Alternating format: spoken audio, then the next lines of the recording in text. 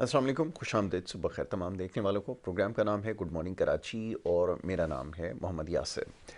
नाज़रीन, programme good morning Karachi में मुख्तलिफ़ नौइयत के मामलात और मसाइल पर गुफ्तगू की जाती है और हमारी कोशिश होती है कि हालात हाज़रा के ऊपर ज़्यादा से ज़्यादा बात की जाए। साथ साथ समाजी नौइयत के मामलात और मौशी मामलात भी प्रोग्राम में ज़ेर बहस आते हैं।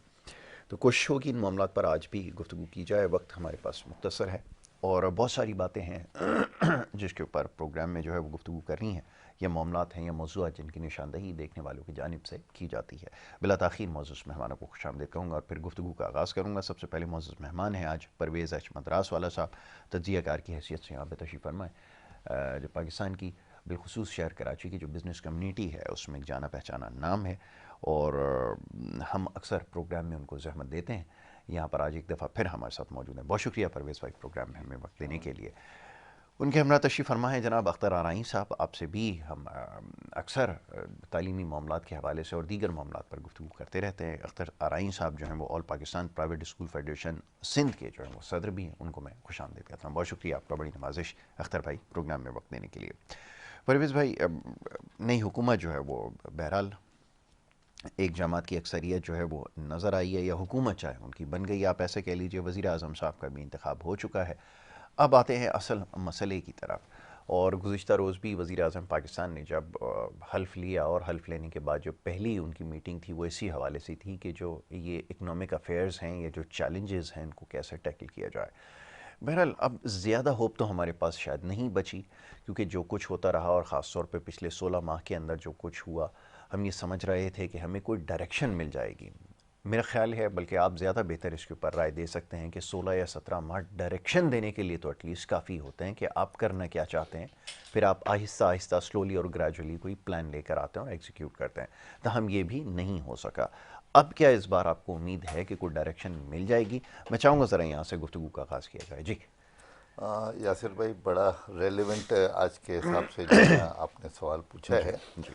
और देखें, इसमें तो आप अगर बिज़नेस कम्युनिटी को देखें या किसी भी आप पाकिस्तानी से पूछ लेना, तो उसका जवाब बहुत सिंपल है कि यार, जो पाकिस्तानियों की डिमांड है, जो लोगों की डिमांड है, जो महंगाई है, उसको आप किस तरीके से कंट्रोल करेंगे। बिल्कुल सही। ठीक है ना। और जो पाकिस्तान की इज्जत हमने दुनिया में खो दी है, उसको दोबारा कैसे रिवाइव करेंगे। देखें बिल्कुल ना, ये ठीक है। दो बुनियादी चीज़ें हैं सबसे पहले तो। जी। जी। अब हमारे पास जो है ना, इससे पहले भी जो है, जो पीडीएम की गवर्नमेंट आई, ठीक है ना, जो उन्होंने काम किए, वो भी हमें सबको पता है कि हमें कोई उसके अंदर ऐसा कोई मैजिक बॉल नज़र नहीं आया कि उन्होंने सारे मसले सॉल्व कर दिए, बल्कि मसले और बढ़ा दिए। एग्जैक्टली। आप देखें कि महंगाई जो उस 16 माह में जो आई ना, महंगाई जो जी। डॉलर का, जो हमारी करेंसी की डिवेल्यूशन हुई,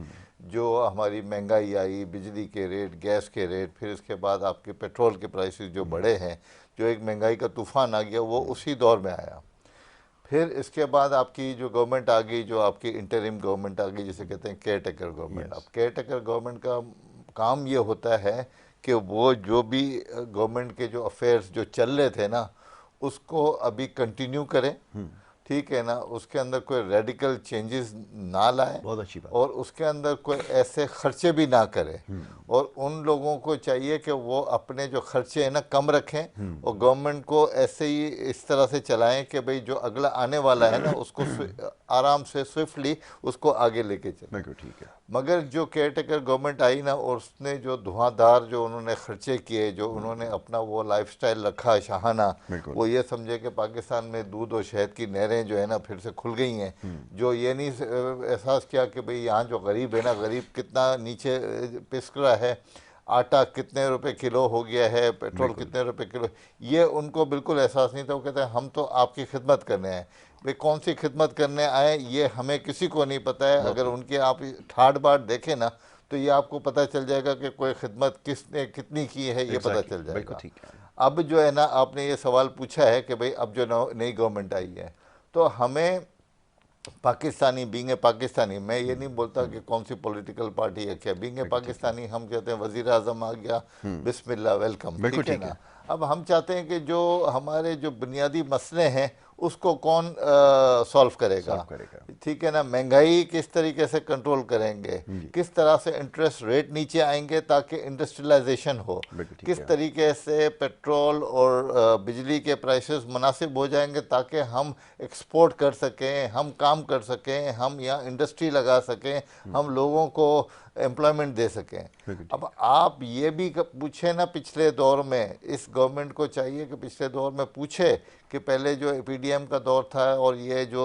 इसका केयर टेकर का आया, इसके अंदर कितने बच्चे पाकिस्तानी जो है ना पाकिस्तान छोड़ के बाहर चले गए। बिल्कुल ठीक है। अब देखें ना, दुनिया में काम तो हो रहा है ना, हमारी नेबरिंग कंट्रीज में काम हो रहा है। आप चले जाएं तो अभी सऊदी अरब में इतना काम हो रहा है, कतर में, ओमान में, दुबई में। अब देखें ना, काम करने वाले को तो काम करना है, वो बिल्कुल घर सही। पे बैठे का तो काम नहीं करेगा ना। या उसकी माँ बोलेगी क्या यार इतना बड़ा तुमको बना दिया है, तुम घर पे बैठ के रोटी तोड़े, कुछ काम तो करो यार, बिल्कुल कुछ सही। पैसे बिल्कुल सही। बना के लाओ। हर बंदे को अपनी इज्जत प्यारी होती है। वो कहते हैं कि चलो यार पाकिस्तान में तो एक फैक्ट्री नहीं लग रही है, जो फैक्ट्रियां हैं वो बंद हो रही हैं, तो चलो हम बाहर देखते हैं। और बाहर वाले तो वेलकम करें, उनको तो काम करने वाले बंदे चाहिए, जो काम करेगा। और पाकिस्तानी जो बच्चे हैं वो बहुत ही मेहनती हैं, बिल्कुल बहुत ही सही। टैलेंटेड है, उनका विजन भी अच्छा है। मगर अनफॉर्चुनेटली हमें जो यहाँ मौके मिलने चाहिए थे वो नहीं मिल रहे। हर गवर्नमेंट आती है, हर वक्त एक ही नारा रखता है। पीडीएम गवर्नमेंट ने आया कि हम ये कर देंगे, केयर टेकर गवर्नमेंट आई हम ये कर देंगे। अब मुझे इससे कोई नहीं है। शहबाज शरीफ साहब जो है ना हमारे प्राइम मिनिस्टर, उन्होंने पहले भी लाहौर को डेवलप किया है, उन्होंने डिलीवर किया है, उनके पास भी विजन बहुत अच्छा है।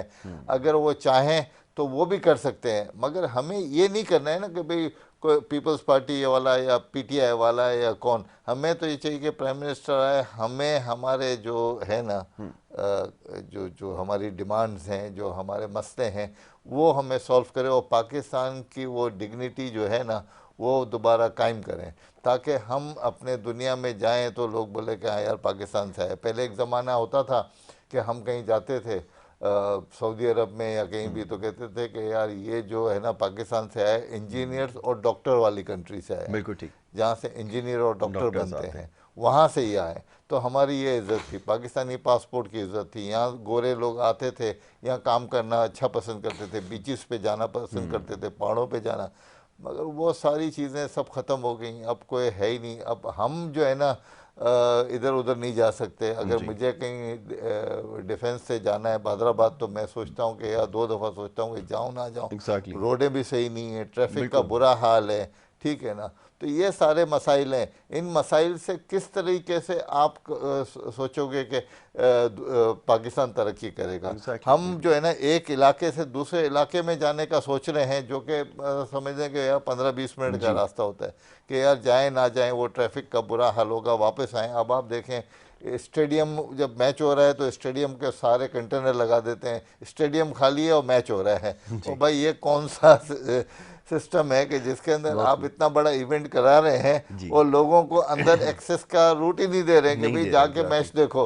तो यार ये सारी चीज़ें जो है ना ये सही होनी चाहिए। पता नहीं कब सही होगा यार। मैं तो यहाँ आ आके आपके प्रोग्राम में जो है ना इतनी सारी लंबी लंबी बातें कर दी हैं, मगर हम तो उस वक्त से इंतजार कर रहे हैं कि यार कब ऐसा चमत्कार होगा और कब अल्लाह हमारे लिए वो दरवाजे बहुत खूब। खोलेगा। बहुत खूब। ये आपने बिल्कुल ठीक कहा कि सारी चीज़ें हैं और बार बार दोहराई जा रही हैं, बार बार निशानदही की जा रही है। मगर बदकिस्मती है कि कोई भी हुकूमत को उसकी तरजीहात में शायद ये चीज़ नज़र नहीं आती। और आखिर में जो अभी परवेज़ भाई ने जिस चीज़ की निशानदही की है, एक बड़ा अहम मामला है। अभी हम सोशल मीडिया पे देख रहे हैं, इस हवाले से बात हो रही है। हर शख्स ये जानना चाहता है कि क्या वजूहात हैं जो कराची में लोगों की दिलचस्पी नहीं है। वो वजह उसकी यही है कि जो सूरत हाल है और उसके बाद फिर मैनेजमेंट का जो मामला है। बहरहाल इसके ऊपर आगे चल के कभी बात होगी ज़रूर। अख्तर भाई की तरफ आऊँगा। अख्तर भाई, जैसे पिछले अदवार के अंदर दो शोबों को यकसर नज़रअंदाज किया गया, इस दफ़ा भी कोई ख़ास उम्मीद नहीं है।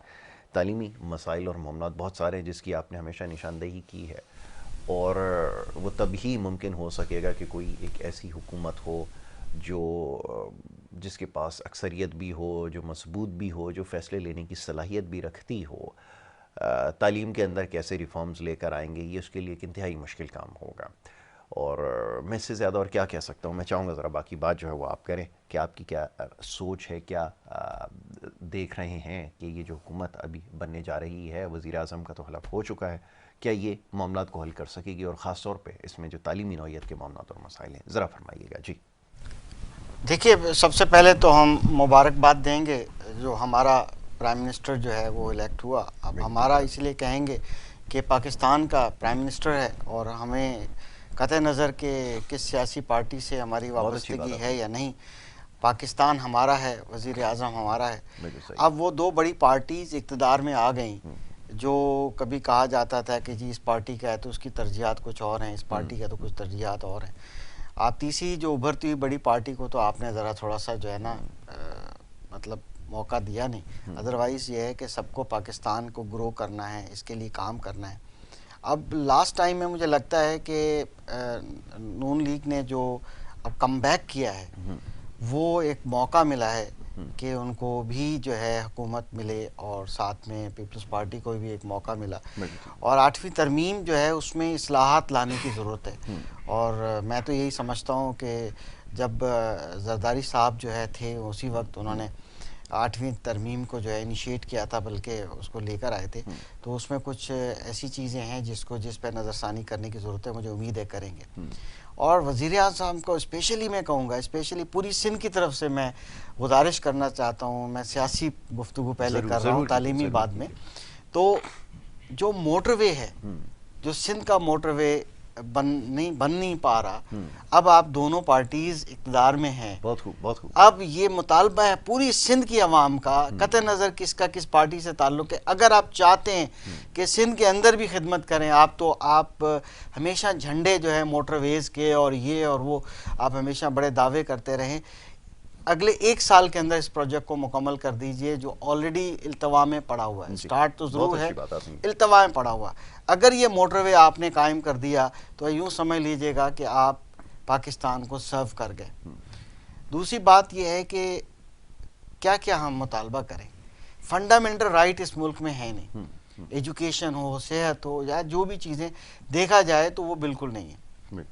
पिछली हुकूमत ने कोशिश की थी कि जनाब एक हेल्थ कार्ड लेकर आए, आप उसी तरह का हेल्थ कार्ड लेकर आएँ, और आप एजुकेशन को, जो आर्टिकल 25A आप ही की जिम्मेदारी है, आप ही की जिम्मेदारी है, इस जिम्मेदारी से आईनी जिम्मेदारी है, तो आपने पूरी करनी है। आपने नए स्कूल खोलने हैं, teacher training, quality training programmes आपने इंट्रोड्यूस करने हैं। लाखों टीचर्स चाहिए, इस प्रोफेशन से लोग भाग रहे हैं। उसका रीज़न क्या है कि रिस्पेक्ट नहीं है इसके अंदर।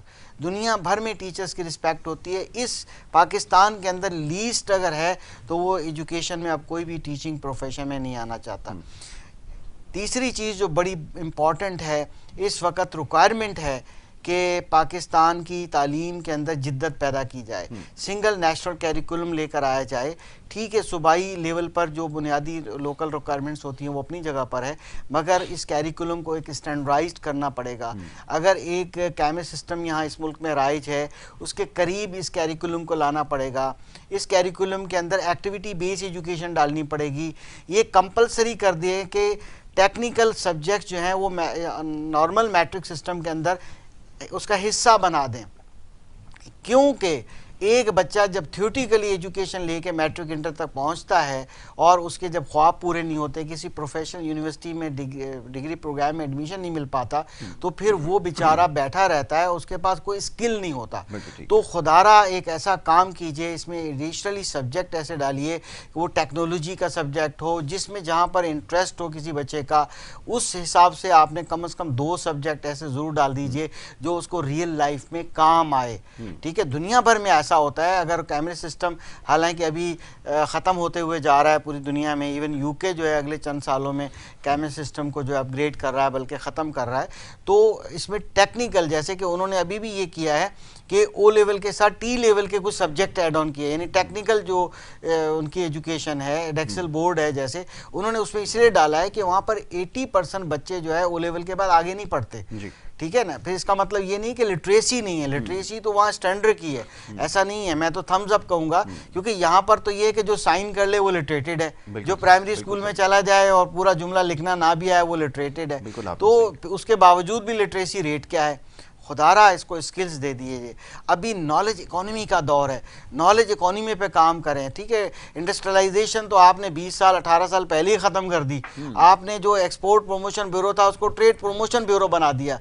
आपका तो पहले ही जो मतलब आपसे मुराद है कि एजेंडा किसी भी नेबरिंग कंट्री का हो सकता है। चाइना की बड़ी मार्केट बन गई है, हम ट्रेडर बन गए, हम तो मिडिल मैन बन गए, ठीक है ना। बात यह है कि हमें टेक्नोलॉजी को भी अडॉप्ट करना है, क्लासरूम में टेक्नोलॉजी लेके जानी है। गवर्नमेंट स्कूल में ये जो काले बोर्ड है इसको हटाइए, वहाँ टेक्नोलॉजी लेकर आइए। कुछ पायलट प्रोजेक्ट्स चल रहे हैं यूएसएड के, उन्होंने स्टार्ट तो किया है मगर उसको भी कामयाब होने नहीं दिया जा रहा। खुदारा तालीम दीजिए, तालीम अगर हमारे पास नहीं है, तालीम जैसी दौलत जो है और कोई हो नहीं सकती। दूसरी बात है कि पेरेंटिंग पे काम करना पड़ेगा, हमें अपने पेरेंट्स को वैल्यू एडिड ट्रेनिंग्स देनी पड़ेगी ताकि बच्चों की नशोनुमा बेहतर हो सके, हेल्थ केयर हो सके, ठीक है ना। बहुत सी चीज़ें ऐसी हैं कि वो करनी है। मगर अगर मेरे 2-4 मुतालबात जो है, मैं जो गुजारिश कर रहा हूँ हमारे प्राइम मिनिस्टर साहब को कि आप खुदारा जो है मोटरवे बना दीजिए, खुदारा जो फंडामेंटल राइट्स हैं उनको कम से कम उसमें तालीम और सेहत का कुछ कीजिए, इंसाफ का कुछ कीजिए। हमारे इतने केसेस कोर्ट्स में पड़े हुए हैं कि जो है वालिदैन के केसेस जो है वो बच्चे बैठ के भुगत रहे हैं। तो इस तरह से करेंगे तो बहुत मसाइल होंगे। हमारा मुल्क ये प्यारा मुल्क है, आइए इसको पढ़ा लिखा पाकिस्तान बनाएं। हमारी यूथ बाहर जा रही है, 65% यूथ है बाहर जाती जा रही है, जो थोड़ा ग्रूम होता है बाहर जा रहा है, ठीक है। उनको यहाँ मौके दीजिए, ऐसी रोज़गार स्कीम्स दीजिए, स्किल डेवलपमेंट पे काम कीजिए। यही हमारे लिए थ्रेट भी है। यही यूथ जो है बल्कि 65% प्लस होने वाली, 70% तक जाएगी अभी ये आगे 5-7 सालों के अंदर। तो ये हमारे लिए थ्रेट भी हो सकता है। आइए इसी यूथ को हम यूज़ करें। अदरवाइज ये यूथ देखें, स्मोकिंग से लेकर आप जहाँ तक जाएँ, ड्रग्स ही ड्रग्स है और बड़े मसाइल हैं। तो फिर ये जाहिर है कि जब एंजाइटी होती है तो उसके लिए हमारी यूथ क्या करे, फिर सर पकड़ के बैठ जाती है। खुदारा हमारे नाउमीद मत कीजिए और हर पाकिस्तानी को जो है ना आप इस बार कम से कम सर्व करके जाएं। अब आप दोनों पार्टी ये नहीं कह सकते कि हमें इक़्तिदार नहीं मिला। बहुत खूब। अच्छा जी, ये गुफ्तगू जारी रखते हैं, एक मुख्तसर सी ब्रेक यहाँ पर लेनी है और ब्रेक के बाद इसी मामले और मौजू पर मजीद बात की जाएगी। आप देखते रहिए प्रोग्राम गुड मॉर्निंग कराची।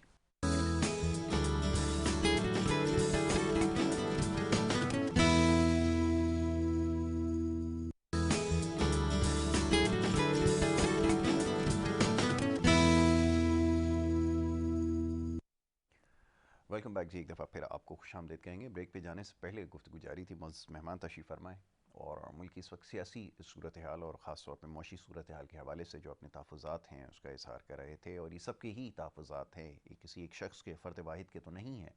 पूरी कौम जो इस मुल्क में आबाद है जिस तरह से भी, उसका सवाल यही है। परवेज़ भाई, बड़ी अच्छी गुफ्तगू अख्तर भाई ने की, मामलात की निशानदही की और अब कोई मेरे ख़्याल में कोई उज़्र बाकी नहीं है। तरजीहात में क्या चीज़ शामिल होनी चाहिए? क्या वाक़तन अभी जैसे हम गुफ्तगू कर रहे थे कि लॉ एंड ऑर्डर की सिचुएशन, आज सुबह सबसे पहली जो ख़बर मिली वो एक इंसिडेंट हुआ, वो बच्चा घर से निकला होगा, उसको स्नैचिंग में फिर से मार दिया। अब ये रोज़ की एक वो है, बड़े अफसोस के साथ कहना पड़ता है, ये तो जिसके घर में इस वक्त ये गुजरी है वो शायद इससे ज़्यादा तो कोई नहीं जानता होगा। लेकिन ये अब सूरत हाल है। अब क्या ऐसी सिचुएशन में जब हम इकनॉमिक्स पढ़ते हैं, साइंस पढ़ते हैं, तो हमें पता चलता है कि जब तक लॉ एंड ऑर्डर की सिचुएशन ठीक नहीं होगी, कैसे आप बिजनेस एक्सपेंशन, इकोनॉमी को ठीक करने की बातें कर सकते हैं? क्या प्रैक्टिकल है? ज़रा बताइएगा कैसे ठीक होगा ये। किसी बंदे के एंड्स मीट नहीं होंगे ना, जब भूख होगी ना, जब उसको खाना नहीं मिलेगा और घर में उसको ताने देंगे ना कि यार खाना लेके आ, ठीक है ना, जो महंगाई चल रही है, किसी को पे आप देखें, बड़े से बड़ा आदमी भी बोलता है यार, पहले ऐसा कभी कोई नहीं बोलता था। अब आप किसी पार्टी में बैठते ना, यार मेरा तो इतना बिजली का बिल आ गया, मेरे तो यहाँ तो गैस नहीं आ रही है, मेरा तो फलाना ये हो गया, मेरी तो गाड़ी का इतना पेट्रोल खर्च हो रहा है, इतना ट्रैफिक में फंस गया हुआ है। वो सारी ये जो प्रॉब्लम्स जो एक्यूमुलेट हुए ना, ये इसने जो है ना लोगों को जो है ना बिल्कुल ख़राब कर दिया। हम किसी को ब्लेम नहीं करते, एक बंदे को अगर पैसे नहीं होंगे वो क्या करेगा एग्जैक्टली। तालीम की जहाँ तक बात आती है ना, कि तालीम आप ज़रूरी है, तालीम के बगैर कोई भी मुल्क आगे नहीं बढ़ सकता। लिटरेसी रेट आपके लिए बहुत ज़रूरी है। मगर इसके साथ साथ उन बच्चों को जो है ना अपॉर्चुनिटी भी तो देनी है ना। मेरे पास जो आते हैं ना कि अगर मैं एक बंदे की अगर मैं आज कहता हूँ ना कि मुझे एक बंदा हायर करना है तो मेरे पास 100 एप्लीकेशन आ जाती है जी। अब आप बताओ कि मुझे इतना अफसोस होता है कि यार मैं एक बंदे के लिए 100 बंदों को रिजेक्ट करना पड़ता है मुझे, मगर आदमी तो एक ही चाहिए मुझे। ठीक है। तो मुझे इतना अफसोस होता है कि यार 100 बंदे आ गए, अब ये करेंगे क्या? ठीक है ना। और मैं उनको पूछता हूँ तो बोलते हैं हाँ मैं तो इतनी जगह पे गया हूँ, इतनी जगह पे इंटरव्यू देखे हैं, इतनी जगह पे इंटरव्यू देखे हैं और सर मुझे तो नहीं मिली है, फलाना ये है। और मुझे अफसोस होता है कि मेरे को तो एक बंदे की रिक्वायरमेंट है, मैं क्या करूँ उनको। तो एक तो ये अफसोस की बात है कि भाई पढ़े लिखे लोग बेचारे धक्के खा रहे हैं क्योंकि यहाँ इंडस्ट्रियलाइजेशन नहीं है, काम नहीं है, बिजनेस नहीं है, इंडस्ट्री ख़त्म हो गई है, लोगों के पास कुछ और करने को है नहीं, जो है वो अपनी जो है ना लोगों को अपने जो है ना कम कर रहे हैं। ठीक है ना। तो फैक्ट्रीज में हेड काउंट कम हो रहे हैं क्योंकि यार वो कहते हैं कि ऑर्डर्स नहीं है, हम क्या करें, किसको ऐसे तो नहीं रखेंगे ना, पुतलों को तो नहीं रखना है। ठीक है ना। तो गवर्नमेंट के पास ये कोई रोड मैप या कोई डायरेक्शन नहीं है, आज तक हमें कोई रोड मैप नहीं मिला। देखिए ना, बहादुर से लेके मैं आपसे बात कर रहा था कि भाई एक कारोबारी है, उससे तो ये पूछ लेते हैं कि भाई आप एडवांस टैक्स भी जमा कराओ, आप किसी का टैक्स काट के हमें हमारे उसमें अकाउंट्स में जमा कराओ, सेल टैक्स आप जमा कराओ, आप सेल टैक्स के एजेंट आप बन जाओ। ठीक है ना। हम ही जमा कराते हैं, हम ही ऑडिट भी करते हैं, गलती करते हैं उसके लिए हमें जो है ना वो फाइन भी देना पड़ता है। गलती हम करें ना फाइन, एक तो उनके लिए पैसे जमा करो, कुछ हमसे गलती हो जाए, होते ही इंसान से गलती हो जाती है, नहीं भाई आपने क्यों गलती की, आप उसके फाइन दो, 11 टाइम्स फाइन दो। तो ये भी हमारे ऊपर डाल देते हैं। ये लोग जो पैसे लेते हैं IMF से या दुनिया की ऑर्गेनाइजेशन से, या जो हम टैक्स कलेक्ट करके इनको देते हैं, हमें तो कोई हिसाब किताब नहीं देता कि ये खर्च क्या कर रहे हैं। इनके शाहाना खर्च कम नहीं होते हैं, ये अपने पैसे खर्च करके कम से कम लोगों को नौकरियां दे दें। मैं अभी इनकी बात से मैं एक ऐड करूंगा कि भाई वोकेशनल ट्रेनिंग बहुत ज़रूरी है। ठीक है। देखिए ना, स्किल्स बहुत ज़रूरी है। देखें, एक तो होता है आपने तालीम दे दी, ठीक है ना, आपने बता दिया कि भाई 1+1 क्या है, मगर फिर इसके बाद आप उनको हैंड्स ऑन भी तो दो ना, आप उनको प्रैक्टिकल ट्रेनिंग भी दो। मैं दुनिया में जाता हूँ, टर्की की पहले भी मिसाल दी कि वहाँ हर इंडस्ट्रियल एरिया में जो है ना 2 से 3 वो वोकेशनल ट्रेनिंग इंस्टीट्यूट होते हैं। अब उस इंडस्ट्रियल जोन में फर्ज करें कि वो 6 तरह की इंडस्ट्री लगी हुई हैं। अब उसके लिए क्या होता है कि वो लोग को कह देते हैं कि भाई आपको कौन से बंदे चाहिए, क्या चाहिए, उन्होंने अपने सारे उस किस्म के इक्विपमेंट लगाए और उनको तैयार बंदा मिलता है।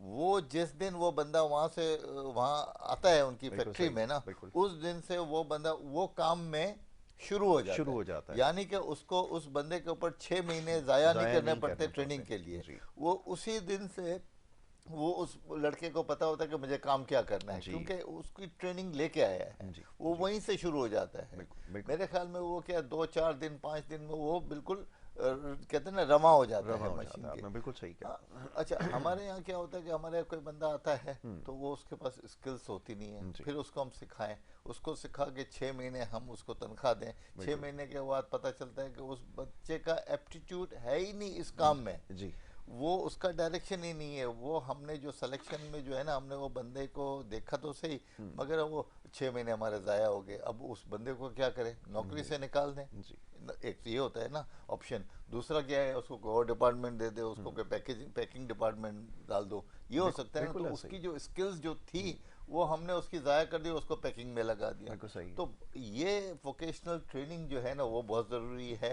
उनको प्रैक्टिकल ट्रेनिंग देना है, मगर ये सारी ट्रेनिंग देने के बाद उसको खपाएंगे का, कौन सी ऐसी इंडस्ट्री जो है ना वहाँ फ्लोरिश कर रही है। कितनी इंडस्ट्रियाँ पाकिस्तान में रोज़ाना की बुनियाद पे जो है ना इंडस्ट्री लग रही हैं, कितने जो है ना नई कंपनीज जो है ना स्टॉक मार्केट में लिस्टिंग हो रही हैं। यहाँ तो हमने नाम सुनने के लिए कान तरस गए हैं कि स्टॉक मार्केट में कोई नई कंपनी आ रही है, बल्कि जो कंपनी है ना वो डीलिस्ट करा रही हैं। ठीक है ना, आप सुजुकी की मिसाल दें, वो डीलिस्ट करा रही है। तो बात दरअसल ये कि कंपनियां डीलिस्ट करा रही हैं, लिस्टिंग नहीं हो रही है। तो जब तक ये कारोबार के जो सिलसिले हैं या गवर्नमेंट के जो ऑब्जेक्टिव हैं वो अगर उसको सही ना उस पर ट्रैक पे नहीं लाएंगे, बिजनेसमैनों को कॉन्फिडेंस में नहीं लेंगे, बिजनेसमैनों को जब तक ये चोर समझेंगे ना, बिजनेसमैन उस वक्त तक जो है ना वो इन्वेस्टमेंट ही नहीं करेगा। भाई हम चोर हैं, ठीक है, चलो भाई हम चोर है ना, तो फिर वो क्यों वो इन्वेस्टमेंट करेगा, वो क्यों किसी को है ना वो देगा, वो बोलेगा ठीक है यार जितना मुझे काम करना है मेरे लिए जितना है मैं उसको देखता हूँ। बाकी गवर्नमेंट को कॉन्फिडेंस ही नहीं है, गवर्नमेंट बोलती है यार आप चोर हो। भाई आप भी तो हिसाब दो ना, हम तो आपको टैक्स दे रहे हैं ना, तो आप भी तो हिसाब दो कि भाई आपने हमारे पैसों को कहाँ लगाया, कौन सी ऐसी चीज़ की, एक एक चीज़ का हिसाब दो। ठीक है ना भाई, आप कहते हैं ना कि एक ज़िले का हिसाब दो, एक प्रोविंस का हिसाब दो, एक शहर का हिसाब दो, उसका मेयर का हिसाब दो कि उसके मेयर को इतने बजट थे तो उसने ये काम किया, कोई चीज़ तो दो। भाई आप लोग इतनी अय्याशियाँ होती हैं, इतने आपके स्टाफ होते हैं, भाई गवर्नमेंट के ऑफिस में जाओ कि जिस रूम में कोई काम नहीं हो रहा है उसमें भी लाइटें चल रही हैं, तो भाई ये तो हम अपने का आजकल तो हमारे ऑफिस में एक्स्ट्रा लाइट जलती है तो हमें हमारा दिल जलता है यार फ़ौरन जाके बंद कर देते हैं कि यार क्यों जल रही है, क्योंकि बिजली का तो बिल हमें देना है ना, हमें देना है। मगर आप किसी गवर्नमेंट डिपार्टमेंट में जाते हैं वहाँ लाइटें जल रही होती हैं तो हम बोलते हैं यार ये इसका बिल कौन दे रहा है, हम ही दे रहे हैं, मगर वहाँ लाइट जल रही है। तो ये सारे सिस्टम जो है ना ये ऐसे हो गए कि इसको अगर आप सही करने जाओगे ना तो मेरे ख्याल में मुझे उम्मीद है कि मैं अपनी ज़िंदगी में मैं नहीं देख रहा हूँ कि भाई कुछ हो जाएगा यहाँ। जी अख्तर भाई, ये तो सूरत हाल है जिसकी अभी निशानदेही की गई है। दूसरी तरफ ये कि अब तालीम का मेयार कैसे बुलंद होगा, जहाँ पर मुआशी सूरत हाल ऐसी हो कि लोगों के खाना पीना गुजर बसर मुश्किल हो जाए, और वहाँ इतना बड़ा आबादी का इन्फ्लक्स है जिसकी अभी एक आपने निशानदेही की है कि जिसमें इजाफा ही होगा, और उसमें भी सबसे बड़ी इंटरेस्टिंग बात यह है कि इस पूरी आबादी का ना हमारे पास कोई हिसाब है, ना उसकी तादाद का सही इल्म है। अब कुछ कहते हैं कि 2.5 करोड़ बच्चे स्कूल से बाहर हैं। अब ख्याल ये है कि कोविड के बाद जो सिचुएशन ख़राब होना शुरू हुई थी, इससे बहुत बड़ी तादाद है जो स्कूलों से बाहर है। आपके पास तो सही डाटा शायद हो सकता है, ज़रा बताइएगा सूरत हाल क्या है, कैसे ओवरकम करेंगे इसको फिर। बिल्कुल बिल्कुल, आपने बात माशियात से स्टार्ट की। मैं तो ये कहता हूँ कि माशियात जो है अखलाकियात की दुश्मन है। अगर माशी मसाइल हैं तो अखलाक जो है बंदा भूल जाता है, फिर वो रोटी भी चोरी करता है, और रोटी चोरी करने वाले को भी आप पकड़ लेते हैं। हमें तो भिखारी बना के रख दिया, आपने दस्तरखान खोल के रख दी है। देखिए बांग्लादेश की एग्जाम्पल ले लें, अगर ना भी लें तो आप ये देखें, आपने कभी डेटा कलेक्ट किया, एक प्राइवेट कंपनी ने डेटा कलेक्ट किया है पूरे पाकिस्तान में कितने भिखारी हैं जो प्रोफेशनल भिखारी हैं, और उन्होंने सूबे के हिसाब से डेटा निकाला है, और स्टडी तकरीबन 95% ट्रू है। अरबों रुपया हम लोग आम पब्लिक जो है ना वो खैरात दे देती है। हमें शऊर पैदा करना है, यही पैसा इकट्ठा करके बांग्लादेश की मिसाल ले लें कि इसी से हम छोटे छोटे इंडस्ट्रीज़ लगा के दें, किसी को आप छोटा मोटा काम करके दें, बजाय वो रोटी खैरात में देने के उसको रोटी पकाना सिखाएं। जब तक हम माइक्रो लेवल पर इस तरह काम नहीं करेंगे, हमें बतौर कौम भी करना है।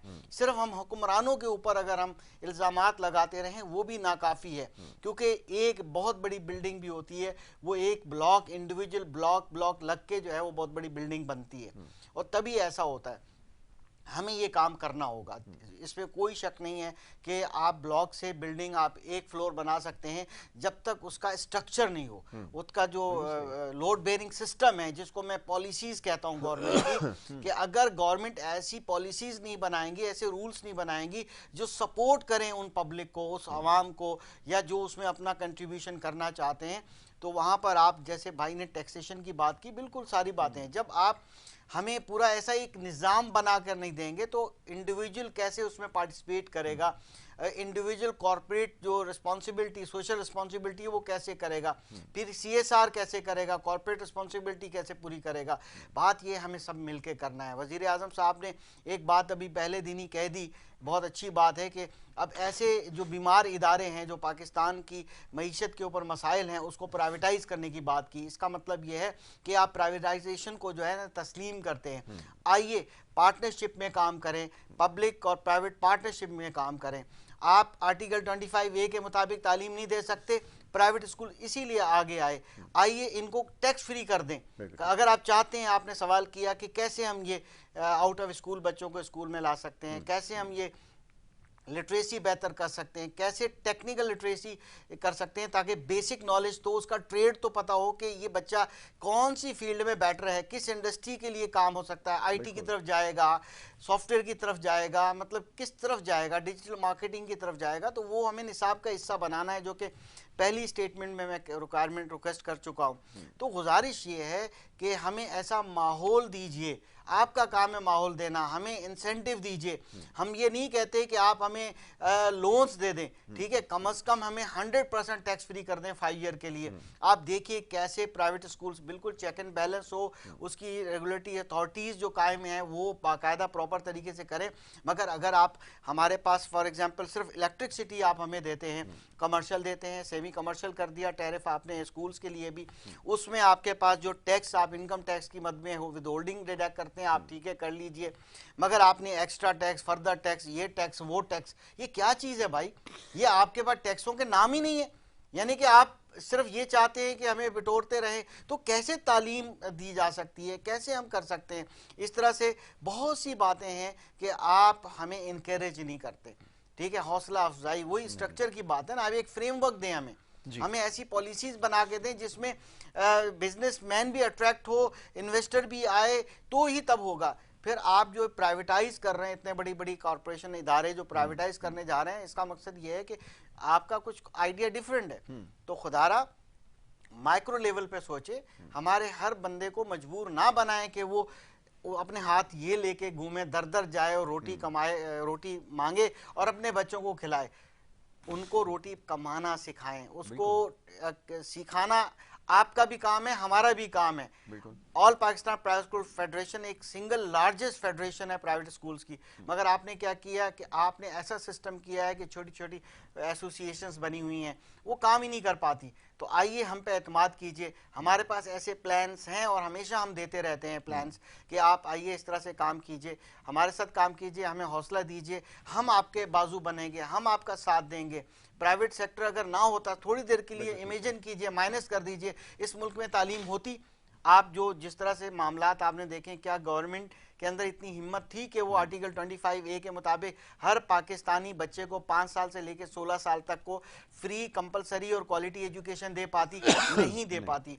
वजीर आजम साहब से हमारी रिक्वेस्ट है कि खुदारा इन बुनियादी बातों पे सोचें, इसको हमें अपना हिस्सा बनाएं। हम आपको एडवाइस देते हैं, आप इंशाल्लाह ताला आप ज़रूर कामयाब होंगे और आप सर्व करके जाएंगे, इस मुल्क को कुछ देकर जाएंगे इंशाल्लाह। ऐसा ही होना चाहिए। परवेज़ भाई, लास्टली मैसेज क्या होना चाहिए?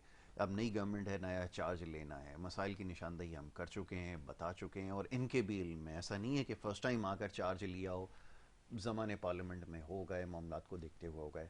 क्या सबसे पहला कदम है जिसको आप समझते हैं लेने की ज़रूरत है? देखिए, इंसान की जो बुनियादी ज़रूरत है ना, वो है रोटी कपड़ा और मकान। बिल्कुल ठीक है ना। और साथ में अब जो है ना, वो एजुकेशन भी बहुत ज़रूरी है। बिल्कुल ठीक है, तालीम बहुत ज़रूरी है। तो ये 4 चीज़ें जो है ना, और दूसरी क्या है कि तालीम होगी ना तो वो बंदा इंसान भी बनेगा। बहुत अच्छी बात है। देखें, रोटी कपड़ा मकान तो ये होता है ना कि पेट भरने के लिए, और ये वो होता है ना, और तन ढांपने के लिए। मगर जब आप तालीम देते हैं ना तो वो बंदा फिर डिसिप्लिन इंसान बन जाता है, उसके अंदर एक कॉमन सेंस आ जाता है, उसको अच्छे बुराई का पता चल जाता है। तो ये आजकल जो है ना, ये बहुत ज़रूरी है। तो ये 4 चीज़ें बहुत ज़रूरी है। तो मैं चाह रहा हूँ कि भाई, सिर्फ एक आखिरी जुमला मैं बता रहा हूँ कि मैं चाह रहा हूँ कि 4 हैं हमारे पास ऑप्शन।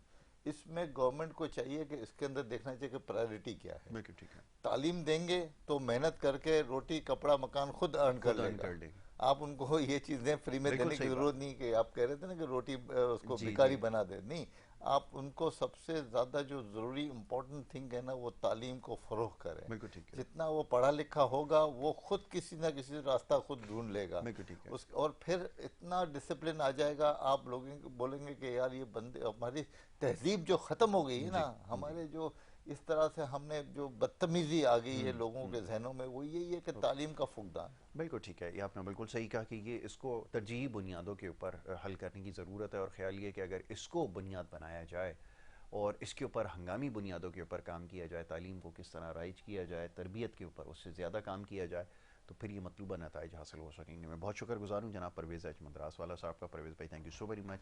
आपका अख्तर भाई, बहुत शुक्रिया। अख्तर आराइन साहब हमारे साथ यहाँ मौजूद रहे और बड़ी खुलकर तालीमी मामलात पर मुल्क की मुआशी सूरत हाल के हवाले से बड़ी सरासिल गुफ्तगू दोनों मुअज़्ज़ज़ मेहमानों ने की है। वक्त हो रहा है एक ब्रेक का। ब्रेक के बाद दूसरे सेगमेंट की तरफ बढ़ जाएंगे। आप देखते रहिए प्रोग्राम गुड मॉर्निंग कराची।